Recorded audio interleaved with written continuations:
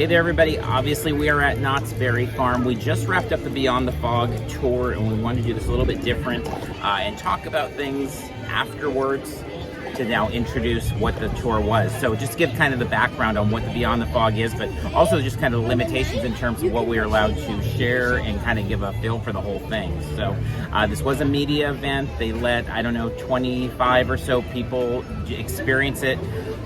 Full disclosure for us, Knott's Scary Farm behind the scenes was like why we created Parks and Cons. So a lot of people know that was like the idea was to go to scare school. So this idea that there's now this option to do tours behind the scenes that you could pay, which is what, $79.99 every day of Haunt or every day of Scary Farm throughout the season. That would have been, but also really is still a dream. So it was really cool to be able to do that today and preview it and know this is a new thing coming here. But again, this is why we created a website back in the day and a podcast. We wouldn't have needed to do all the work if this thing had existed back in 2014 or whatever it is. So I think we're both coming in biased to really want to love it because that's why we created Parks and Cons. Definitely. It was exciting to see that it was a thing, and we so what we're doing here is we'll give you kind of snippets of what it is. We couldn't give you the whole tour. Obviously, we don't want to spoil it, and they asked us not to do that. But yeah, it was fun to be able to experience it, and we just wanted to give you kind of an idea of what it is and see if it's worth your time to come out. And spoiler, I think it is. Yeah. If you're able. Obviously, everyone has different financial situations and stuff. But I think we haven't even talked about it, but I've actually been tempted in my head, like maybe we should come again and experience it again and pay for it. So yeah, I thought it was. I wasn't sure what to expect coming into it, but it was, I think, probably more than I expected and probably better organized than I expected too. Yeah, I think to give a little bit of let's just talk about the process of it. So we are allowed to share snippets, so this is not like a full tour that was not allowed. They told us very specifically where we could do video and what we could share in terms of photos and all of that. So what you'll see is little snippets, but really the big things that you're getting is the history and photo ops. Those are big parts in terms of just the experience. There's a lot of history, a lot of photo ops. Now the event does start, everybody gets a pin that's included with it. And then a lanyard as well. So those are two cool things right off the top there. Also, there's some snacks. It was like chips, a really good chocolate chip cookies. It was just like a platter of them to grab, and waters there. So little snacks to kind of start. It's described as light refreshments on the website. And they had us check in at the back of Mrs. Knott. So back of CDR is where we checked in. They played a little video in there, which was a lot of fun. You'll get to see that. They allowed us to take video of that. So you'll see that in just a minute here to kind of set the tone for things. And then you meet your tour guides and you start going around. Now our tour guides, there's a number of tour guides doing this. We had the opportunity to interact with 4 different tour guides. We had our central 2, Talon and Dino, and then we had 2 that were subbed in for breaking. Jennifer and was it Matt? I think Josh. I missed his name, but anyway, all 4 were really great. I felt like that was, if I had any concern coming in, it was would there be reverence for the event? Because I know you and I really feel passionately about Knott's Scary Farm. Would it, the worst thing to me in life in general when it comes to people talking about things is when they don't really know a lot about something, or when they're learning it and they kind of act like they know more than they know. These people, they were not only knowledgeable, but I felt like they had such reverence for things. And I felt like if the creators, and they referenced the creators, and you'll see some of the intros of that, but I felt like there was just constantly giving credit where credit was due, which I thought was fantastic. And I felt like if Daniel Miller was standing there, or John Cook, or Ted Doherty, or whoever, I felt like they would all be nodding, good job, you guys did a good job with this. And that, to me, was really important going into it, and I loved that. That was kind of a highlight of it to me, is just how professional they were in handling the tour. Well, also, so I don't know about the other tour guides, but one of our tour guides actually works in the mazes and builds stuff, and so it was cool to get his perspective on specific props and specific things, and he wasn't just speaking about from the script, because they all I think do have a set script. I think Jeff Tucker talked about when he wrote up the stories or the Bible is what he called it, that it was over 50 pages long and stuff, so definitely a lot of information stuff. But Talon, because he had actually done work, he he was able to provide extra information that wasn't in the Bible and stuff. So again, I don't know what the other tour guides, what their experiences were, but it was cool that the two we had personal experience with the event and stuff, and specifically that he helped build stuff himself. So that was, I thought, really cool addition. Yeah, and Dino being a Ghost Town Alive actor and an actor beyond that at Knott's, just telling, there was just a lot of love for the park brought into it as well. So so it starts out, again, we get the video, you get your pin, you get those things.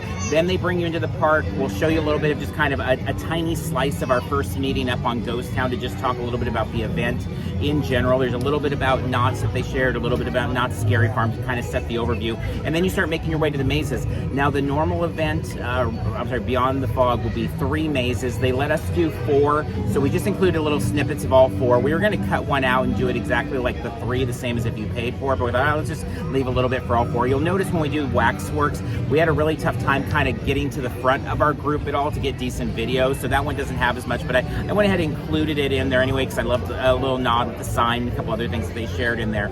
And so I guess in total there's a possibility of 6 different mazes that are available for the tour, but the ones that you'll actually get on the actual tour is going to be kind of dependent on kind of the status of the different mazes, because to their point, when people are going through the mazes, sometimes things break, sometimes people run into walls and break props or those types of things, and so those will be under repair, and so those won't be the option. So we really won't know until the day of what mazes we're going to be going. But to the point is, to me, regardless of which maze you get, which of the 6, which 3 you get, I think they're all going to be fun, and the 4 that we experienced were a lot of fun and stuff. And so, yeah, definitely will be a cool thing, regardless of which ones are selected on a particular day.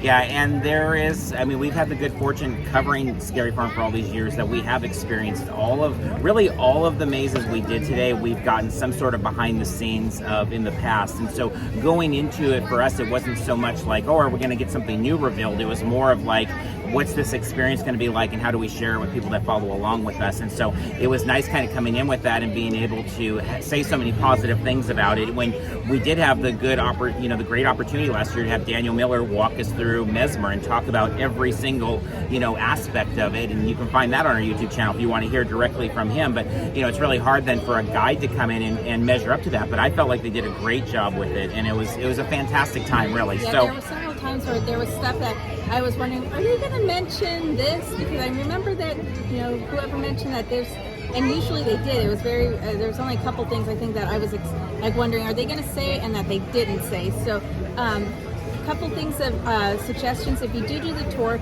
wear comfortable shoes. Very comfortable. Because it's long.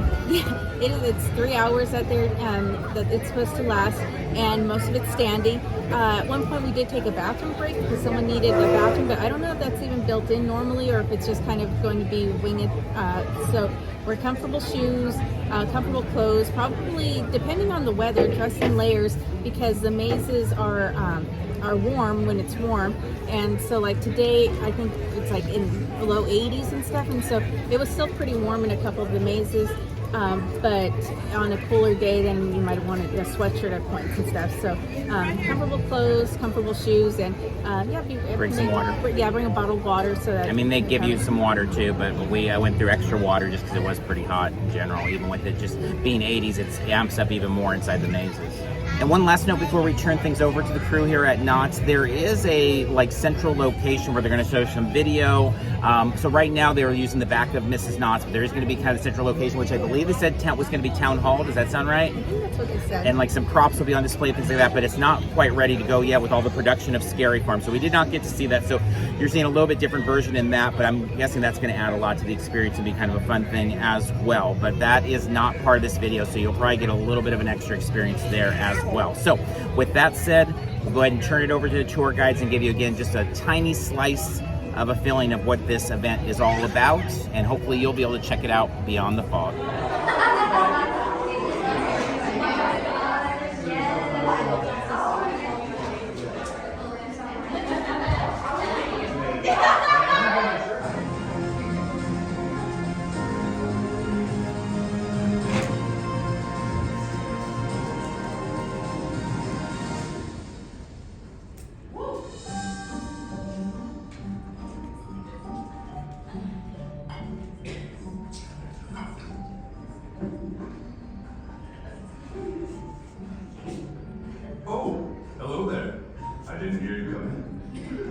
I'm Lawrence Vincent, host of Unspeakable Mysteries on the Knots Plus Network.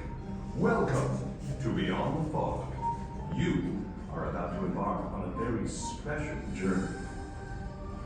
In 1973, Knott's Berry Farm, the wholesome family theme park, transformed itself into Knott's Scary Farm, the world's first large-scale Halloween event. Featuring only a handful of small attractions and costume creatures, the event lasting only 3 nights, with admission only $4, was an instant hit. The next year, more attractions and shows were added, and the event grew and grew. Wolfman Jack, Weird Al Yankovic brought their talents to Knott's Scary Farm in the late 70s, with Elvira, Mistress of the Dark, becoming synonymous with the event during the early 2000s, making Knott's the place to be for Halloween. Starting with the mysteriously named 10 Chilling Chambers, Knott's created a theme park walkthrough attraction that now dominates the industry. Each year, the hard-working crew works behind the scenes year-round to create the most immersive scary attractions in the world. From costuming to makeup, sound to lighting, story and innovations, Knott's is the world leader in Halloween events.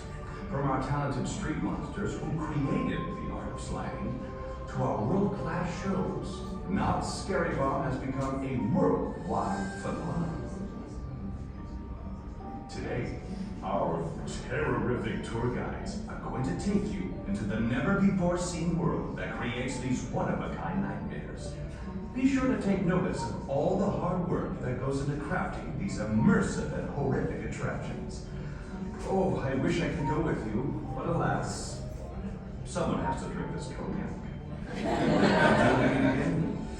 Stay safe, my little creepies. It's scary out there.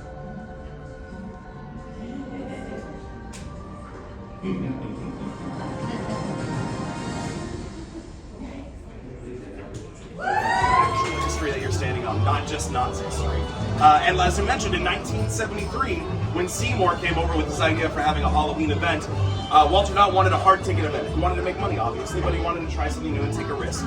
So they had some things going. The long ride and the mine ride did have some decorations inside, inspired by John Waite. It was one of the designers that helped Bud Hurlbut with that. Yes. And the shops here were encouraged to decorate themselves. They needed a contest, a costume contest, or they would get a prize. Also, it was an easy way to make sure that they didn't have to pay them for it, and they could just decorate themselves and have fun. A lot of the shops were very mix-matched. You know, some places had ghosts, other places would have, witches and goblins and things like that. Some places might even be a little bit Dungeons and Dragons. Origins, as you can see, is right here in Calico. It's part of our ghost town. One thing that our Scary Farm designers have started doing is tailoring the things that already exist with the mazes that go into those areas, trying to keep a uniform idea, a uniform theme, which is why Origins is a story of Ghost Town and Sarah Marshall, the Green Witch.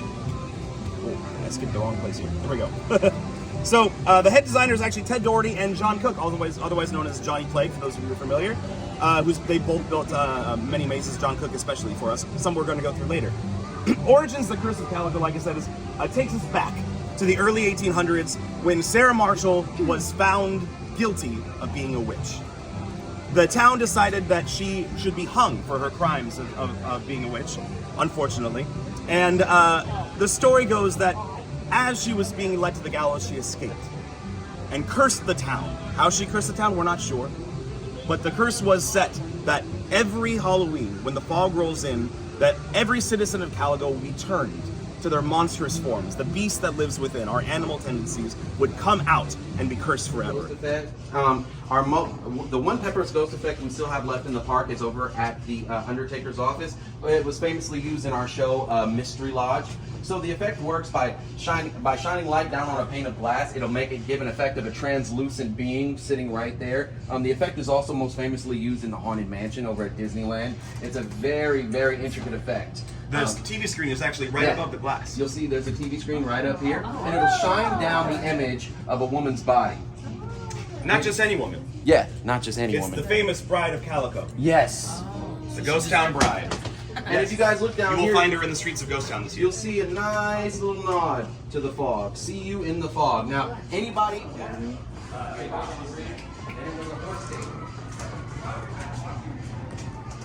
Oh, they're coming. All right, y'all. Let's go a little forward. Let's go a little forward. How long is going to be in this It's about 45 minutes for each maze. for each maze? Okay. Yes. I was going to say one has to touch that.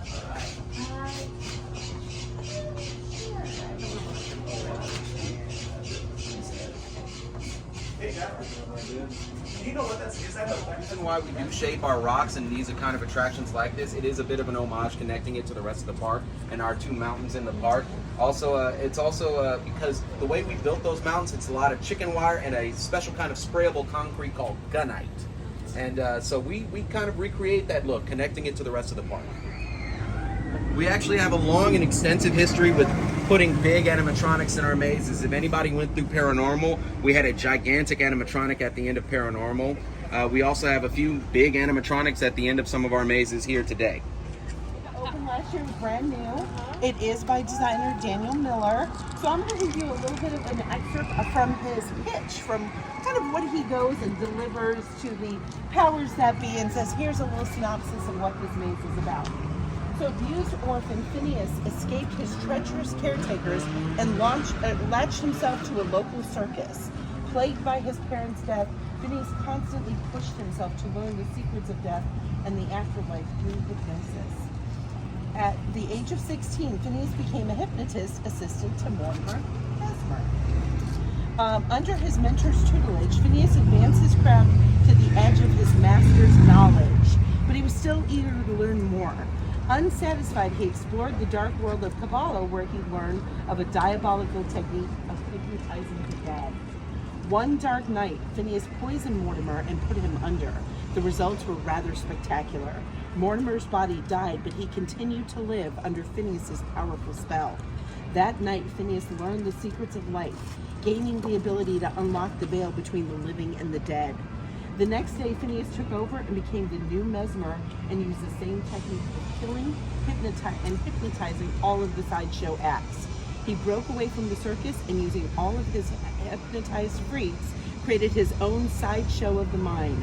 Mesmer's sideshow of the mind has a deep storyline that is reflected in the various rooms of the maze. Now, Viola, I guess, is a Romani woman who loved music and loved to feel her music, and she just couldn't feel it enough. So when Phineas took over, he thought he knew all the way back.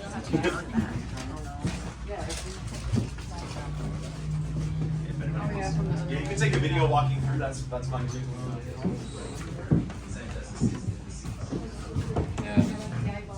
Yeah, all those, the eyeball imagery, it's all there.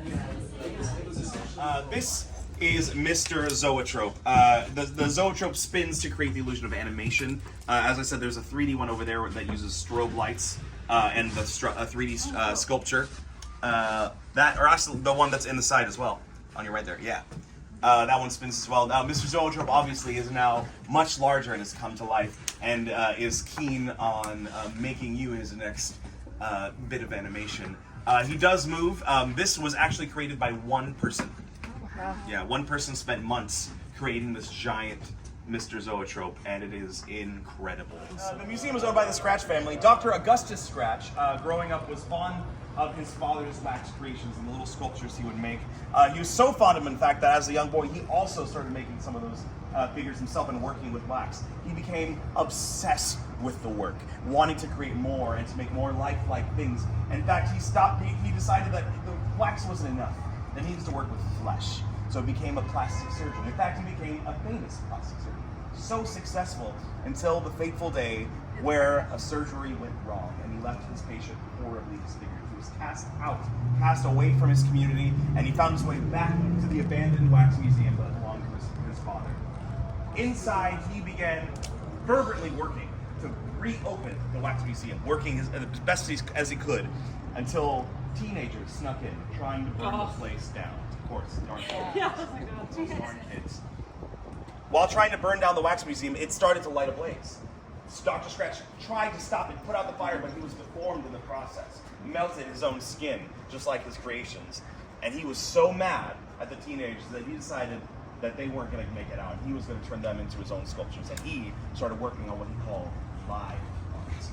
And after that day, teenagers kept going missing more and more as Dr. Scratch worked to reopen the Wax Museum with his new vision in mind. That was 2 years ago. And now, he's ready for business. And we're going to be making our way to Dr. Scratch's Wax Museum inside Waxworks. There are other people do it.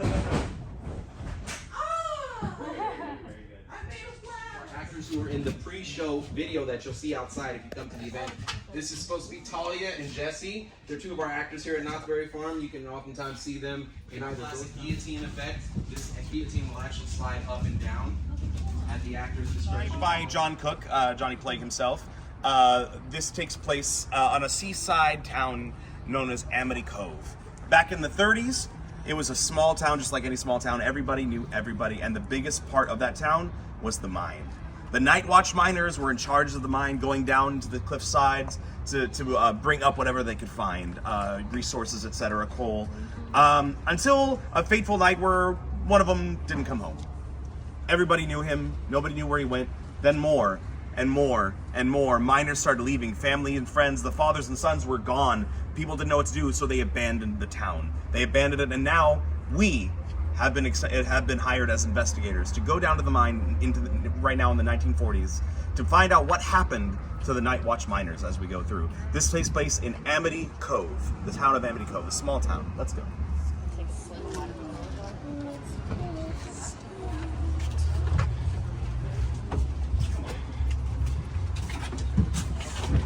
So the work lights are still on, so you can still see pretty well in here. The skeleton of a deceased sea creature in front of the hull of a sunken ship behind us that we'll see in a second. This is one of our photo locations, so if anybody would like to take a picture quickly before we move on, you're more than welcome to. No, they're not landmines. If you look over here, you'll see the remnants of the word plague. Like we mentioned, Johnny Plague, Plague Productions is his company. Also, he has a band with that name as well. And if you look further inside, NL88 is an homage to a fallen haunter. Very big in the scene. His name was Nathan. I can't remember his last name right now, unfortunately. Lee. What? Lee. Nathan Lee, thank you. He was a very famous haunter from Knott's Scary Farm that everybody knew and everybody loved. And so when he passed away, the designers decided to immortalize his name. And every haunter just says Doris. Yeah. Oh. It's hard to see when it's... Coming up on another photo op. Yeah. How often they get very special trained. So underneath the laser lights, they can see you. You can't see them. Oh yeah. You guys can, this room not only is designed to look like a temple, it's a bit of an homage to Indiana Jones, but there are some portions in here that are just made to look like an old fish tank. You know. So that was a fun little Easter egg that the haunters put in here. Also, you have, this is not a vampire. She's some sort of sea creature, monster. She's been hung up by the anchor of the sunken ship we just came out of as a warning from the other monsters. That's why she's up there. So something more dangerous and powerful basically said, yeah, no, we're letting y'all all know we're dangerous. We're nothing to mess with. Oh, Once again, when the room is lit at night, it will look much bigger. And there's projection mapping behind the octopus's eyeballs, so the eyes will be able to move and stare at you. The tentacles are also animatronic, so they will be able to move around and swing around. This actual building that we're housing this maze in has a huge history of basically being sort of first of their kind mazes. We had end games in this room. We also had Voodoo, Curse of Papa Legba in this room, and now we've got basically one of our most engaged mazes we've ever done. If anybody does want to take a picture of the octopus, please go on ahead, be my guest.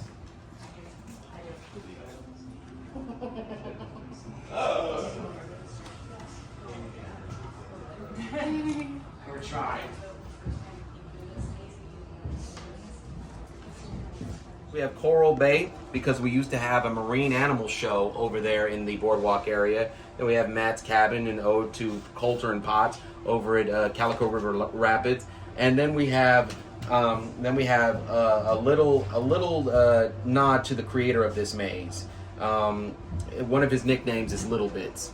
So we have a little nod to this, but this map is basically a huge nod to the park in itself, tying in Knott's Berry Farm with the lore of not only this maze, but several other mazes that are yet to be conceived of entirely. It's Bruce. Everybody say hi, Bruce. Hi, Bruce. Fish are friends, not Food. There we go.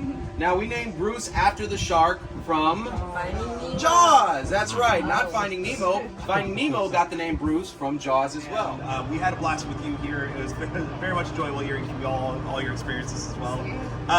Come back, join us again. Obviously, you don't have to come back to the Beyond the Fog, but join us for Scary Farm, and let everybody know what you experienced today. Next week, obviously, on Tuesday, and hopefully, a lot more people get to enjoy what you did.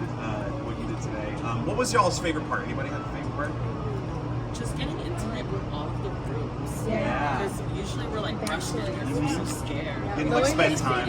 Storylines too. Like, Yeah. All the I think detail appreciating. that you just don't get to see. Now you get to see every single drop of it. Story is my big thing too. Yeah, I love It going just through. makes it scarier. Absolutely. When you know all the secrets behind it, and then you know how things intertwine and everything too, because especially in the Ghost Town area, everything is mixed in. I don't know if y'all knew this, but Infected, when it was by the Mystery Lodge, took place in Calico, in modern day Calico. And you would hear that, like they'll talk about, oh, here in Calico, and they would talk about the Calico PD and everything like that. So everything's intertwined, and it's going to be more so, like we said, next year for the 50th anniversary, a lot of things will be unveiled, of storyline that connects everything together. So please come back and see the secrets, because we don't even know what it is really until next year as well. Any other questions before we send you all on your way? Thank you all so much. Thank you so much. Thank you guys.